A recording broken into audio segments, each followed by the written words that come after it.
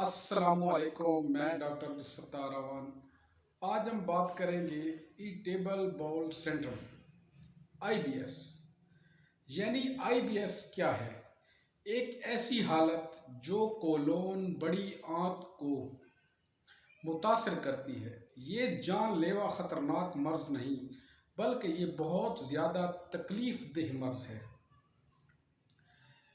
IBS ایک عام مرض ہے اور یہ ہر 10 افراد میں سے 3 افراد میں پایا جاتا ہے۔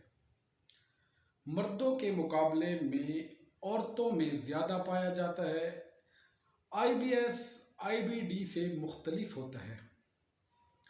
اس کی علامات کو ABC کہا جاتا ہے، یعنی ایبڈومینل پین، بلوٹنگ، کانسٹیپیشن۔ اس کی جو مرکزی علامات ہیں اس میں پیٹ درد، گیس اور قبض ہیں۔ قبض ہونا، پاخانہ سخت ہونا، اسہال ہونا، اسہال یا قبض یکے بعد دیگرے ہونا، پیٹ میں درد ہونا، پیٹ پھولنا، پاخانے میں ریشہ ہونا، متلی ہونا اس کی اہم علامات میں سے ہیں۔ پاخانے کے ساتھ اگر ہوا کا اخراج ہو تو درد میں سکون ملتا ہے۔ IBS متاثرہ خواتین کے پیریڈز زیادہ یا کم ہو سکتے ہیں۔ اب چلتے ہیں اس کے علاج کی جانب۔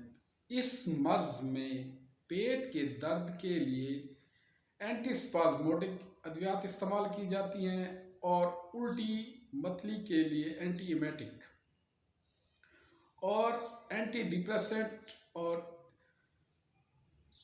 اینٹی کانسٹیپیشن ادویات استعمال کی جاتی ہیں۔ بنیادی طور پر IBS کی علامات میں بہتری کے لیے غذائی علاج اور طرز زندگی میں تبدیلی ہی سنگین صورتحال سے بچا سکتی ہے۔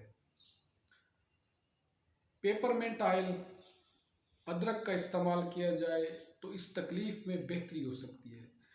یہ ایسی غذائیں استعمال کرنی چاہیے جو کہ فائبر سے بھرپور ہوں۔ تازہ پھل، سبزیاں، اناج اور گری دار میوے استعمال کیے جائیں۔ پالک، سالمن، کیلشیم سپلیمنٹ فوڈز یوز کیے جائیں۔ پانی کا استعمال بہت زیادہ کیا جائے۔ پروبیوٹکس ادویات استعمال کی جائیں۔ ریگولر ورزش کی جائے۔